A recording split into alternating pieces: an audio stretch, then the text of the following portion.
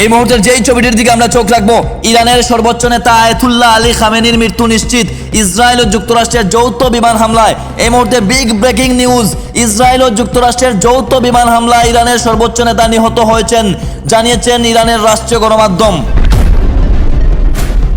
মধ্যপ্রাচ্যের আকাশ এখন যুদ্ধের বারুদে আচ্ছন্ন। আজ 1 মার্চ 2024, গত 48 ঘন্টায় ইরান এবং ইসরায়েলের মধ্যকার সংঘাত এক অভূতপূর্ব পর্যায়ে পৌঁছেছে। দশকের পর দশক ধরে চলা ছায়াযুদ্ধ এখন সরাসরি মহাযুদ্ধে রূপ নিয়েছে। তেহরান থেকে তেল আবিব পুরো অঞ্চল এখন কাঁপছে ক্ষেপণাস্ত্র আর বিমান হামলার শব্দে। অপারেশন বোরিং লায়ন ও এপিক ফিউরি তেহরান, ইস্পাহান এবং কুম শহরে শত শত লক্ষ্যবস্তুতে ইসরায়েল ও মার্কিন বাহিনীর ব্যাপক বিমান হামলা। ইরানের পাল্টা আঘাত, ইসরায়েলের তেল আবিব এবং মধ্যপ্রাচ্যে অবস্থিত মার্কিন ঘাঁটিগুলো লক্ষ্য করে কয়েকশো ব্যালিস্টিক ক্ষেপণাস্ত্র ছুড়েছে IRGC। আঞ্চলিক অস্থিরতা, দুবাই, কুয়েত বিমানবন্দর সহ প্রতিবেশী দেশগুলোতে ক্ষেপণাস্ত্রের ধ্বংসাবশেষ পড়ে ক্ষয়ক্ষতির খবর পাওয়া গেছে।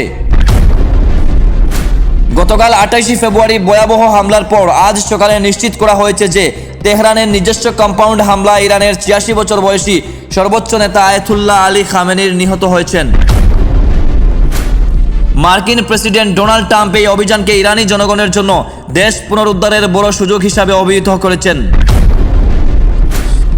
বর্তমানে প্রেসিডেন্ট মাসুদ পেজেশকিয়ান এবং একটি উচ্চ পর্যায়ে কাউন্সিল দেশটির অন্তর্বর্তীকালীন নেতৃত্ব দিচ্ছে।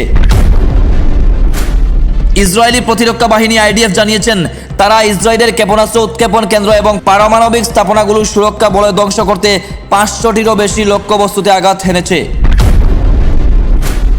অন্যদিকে ইরানও বসে নেই, তারা অপারেশন ট্রুথফুল প্রমিস 4 এর আওতায় ইসরায়েলের প্রতিরক্ষা মন্ত্রণালয় এবং বিভিন্ন বিমান ঘাঁটিতে ড্রোন ও মিসাইল হামলা চালিয়েছে।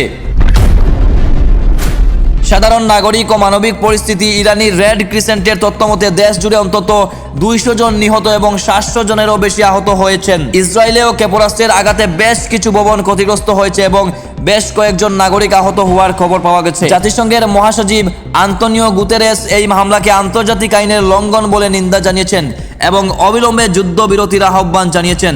মধ্যপ্রাচ্যের আকাশসীমা বর্তমানে বেসামরিক বিমানের জন্য প্রায় পুরোপুরি বন্ধ।